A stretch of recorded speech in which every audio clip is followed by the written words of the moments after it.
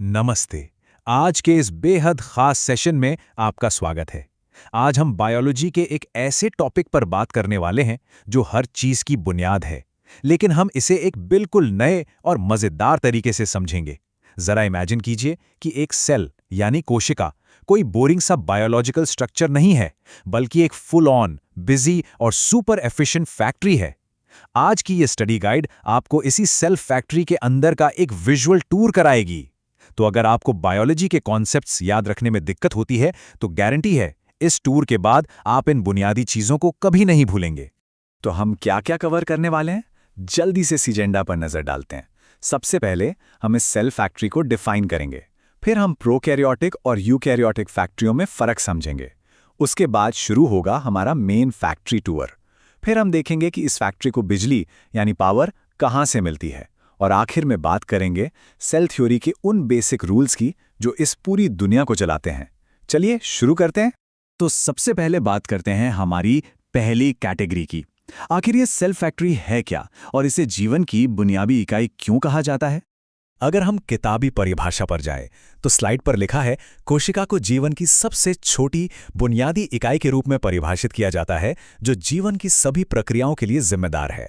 लेकिन इसका असल में मतलब क्या है? देखिए, इसका सीधा सा मतलब यह है कि एक सेल किसी बड़ी मशीन का महज एक पुर्जा नहीं है। ये इतनी छोटी होने के बावजूद अपने आप में पूरी की पूरी एक मशीन है। ये स्वतंत्र रूप से खुद की कॉपी बना सकती है और जीवन को सपोर्ट कर सकती है। और यहीं से हमारा मुख्य कॉन्सेप्ट शुरू होता है। इस कोशिका को आप एक हलचल भरे मैन्युफैक्चरिंग प्लांट की तरह देखिए। जैसे एक फैक्ट्री में अलग अलग डिपार्टमेंट्स होते हैं, मशीनें होती हैं, काम करने वाले लोग होते हैं, ठीक वैसे ही सेल के अंदर छोटे छोटे ऑर्गेनेल्स होते हैं। हर ऑर्गेनेल का अपना एक बहुत ही स्पेसिफिक टास्क होता है और वे सब मिलकर एक टीम की तरह इस फैक्ट्री को चलाते हैं। अब जरा सोचिए, ये सब हमें रातों रात तो पता नहीं चला होगा, है ना? 1665 में रॉबर्ट हुक ने अपने बेसिक से माइक्रोस्कोप में कॉर्क के टुकड़े को देखा तो उन्हें छोटे छोटे खाली कमरे नजर आए। ये असल में डेड सेल्स थीं। फिर बाद में ल्यूवेनहॉक ने पहली बार जीवित और मूव करते हुए सूक्ष्म जीवों को देखा, जिन्हें उन्होंने बहुत ही क्यूट सा नाम दिया, एनिमलक्यूल्स। और फिर काफी समय बाद 1883 में रॉबर्ट ब्राउन ने पहली बार सेल के मेन कंट्रोल रूम यानी न्यूक्लियस की खोज की। खैर, अब जब हम जान गए हैं कि सेल क्या है, तो चलिए देखते हैं कि ये फैक्ट्रियां कितने तरह की होती हैं। मेनली हम इन्हें दो कैटेगरीज में बांटते हैं, प्रोकैरियोट्स और यूकैरियोट्स। अब इस स्लाइड में जो सबसे मजेदार चीज है वो है इन दोनों का कॉन्ट्रास्ट। प्रोकैरियोटिक सेल्स को आप एक छोटे से गैराज स्टार्टअप की तरह मान सकते हैं, जैसे बैक्टीरिया। ये बहुत छोटे होते हैं और इनमें कोई अलग से केबिन या बॉस का ऑफिस नहीं होता। इनका जेनेटिक मटेरियल बस खुले फ्लोर पर ऐसे ही तैरता रहता है। इसके बिल्कुल उलट हैं यूकैरियोटिक सेल्स, जैसे पौधों और जानवरों की सेल्स। ये एक बहुत बड़े कॉम्प्लेक्स मेगा कॉर्पोरेशन की तरह हैं। इनका साइज बड़ा होता है, इनमें एक प्रॉपर न्यूक्लियस होता है और हर काम के लिए झिल्ली से घिरे अलग अलग केबिन या डिपार्टमेंट होते हैं। तो चलिए, अब इंतजार किस बात का, सीधा इस यूकैरियोटिक सेल फैक्ट्री के अंदर चलते हैं और इसके अलग अलग डिपार्टमेंट से मिलते हैं।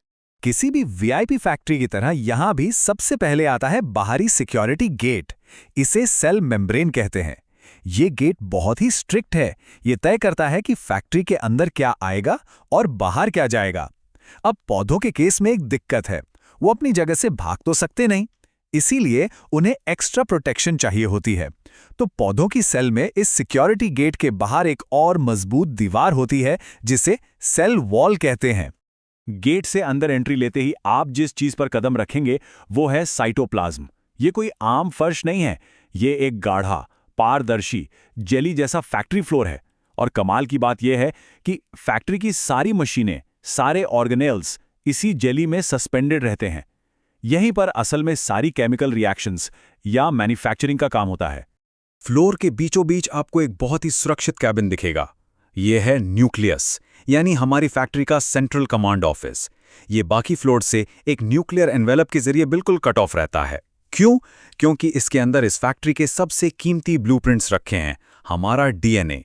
यही कमांड सेंटर पूरी सेल को सिग्नल भेजता है कि कब ग्रो करना है, कब डिवाइड होना है और कब इस फैक्ट्री को बंद यानी खत्म होना है। इसी बॉस के केबिन यानी न्यूक्लियस के अंदर एक और खास एरिया होता है, न्यूक्लियोलस। आप इसे फैक्ट्री का एचआर डिपार्टमेंट समझ सकते हैं। इसका काम है उन मजदूरों को हायर करना और ट्रेन करना जो असल में काम करेंगे। इन मजदूरों को हम राइबोसोम कहते हैं। एक बार जब ये राइबोसोम फ्लोर पर पहुंच जाते हैं तो ये सेल के लिए जरूरी प्रोटीन्स बनाने का अपना काम शुरू कर देते हैं। अब जब माल बन रहा है तो उसे फैक्ट्री में इधर से उधर ले जाने के लिए एक सिस्टम तो चाहिए ना। बस एंडोप्लाज्मिक रेटिकुलम या शॉर्ट में कहें तो ER यही काम करता है। ये इस फैक्ट्री की वो सुपरफास्ट असेंबली लाइन है जो लिपिड और प्रोटीन को प्रोसेस करती है और उन्हें सेल के अंदर उनकी सही जगह पर पहुंचाती है। एकदम नॉन स्टॉप ट्रांसपोर्टेशन। प्रोडक्ट बन गया, ट्रांसपोर्ट हो गया, लेकिन कस्टमर तक भेजने से पहले पैकिंग भी तो करनी होगी। इसके लिए हमारी सेल में एक डेडिकेटेड पोस्ट ऑफिस है जिसे गोल्जी बॉडीज कहते हैं। यहाँ पर प्रोटीन्स और लिपिड्स की छंटाई होती है, उनकी बढ़िया सी पैकिंग होती है और फिर उन्हें फैक्ट्री के अंदर या बाहर जहां भी जाना हो वहां के लिए डिस्पैच कर दिया जाता है। और हाँ, जहां इतना सारा काम हो रहा हो वहां कचरा तो पैदा होगा ही। इस कचरे को साफ करने का काम है लाइसोसोम का। ये फैक्ट्री का अपना वेस्ट डिस्पोजल और रिसाइकलिंग सेंटर है। इनके अंदर बहुत ही पावरफुल एंजाइम्स होते हैं जो किसी भी बाहरी कचरे या पुराने पार्ट्स को गला देते हैं। सबसे इंटरेस्टिंग बात, अगर सेल डैमेज हो जाए तो ये खुद को फाड़ लेते हैं ताकि पूरी सेल नष्ट हो सके। इसीलिए इन्हें सुसाइड बैग्स यानी आत्मघाती थैली भी कहा जाता है ना कमाल का सैक्रिफाइस। आखिर में हमारे पास हैं वैक्यूल्स। ये असल में फैक्ट्री के बड़े बड़े स्टोरेज वेयरहाउस हैं। एक्स्ट्रा पानी बच गया, खाना स्टोर करना है या वेस्ट को कुछ देर के लिए कहीं रखना है, सब कुछ इन वैक्यूल्स में डाल दिया जाता है ताकि जब भी जरूरत पड़े फैक्ट्री का काम कभी रुके नहीं। तो हमने पूरी फैक्ट्री देख ली। मशीनें हैं, मजदूर हैं, ट्रांसपोर्ट है। लेकिन रुकिए, इन सबको चलने के लिए बिजली भी तो चाहिए। तो चलिए देखते हैं इस फैक्ट्री का पावर हाउस। हमारी इस सेल को चलाने के लिए जो बिजली आती है वो मेनली माइटोकॉन्ड्रिया से आती है। इसे सेल का पावर हाउस कहा जाता है। ये एनिमल और प्लांट दोनों तरह की सेल्स में होता है और ये ATP नाम की करेंसी में ऊर्जा बनाता है। लेकिन प्लांट फैक्ट्रियों के पास एक कमाल का एक्स्ट्रा एडवांटेज है, क्लोरोप्लास्ट। ये उनके अपने इनबिल्ट सोलर पैनल्स हैं। ये क्लोरोफिल का इस्तेमाल करते हैं और सीधे सूरज की रोशनी से प्रकाश संश्लेषण यानी फोटोसिंथेसिस के जरिए ऊर्जा बना लेते हैं।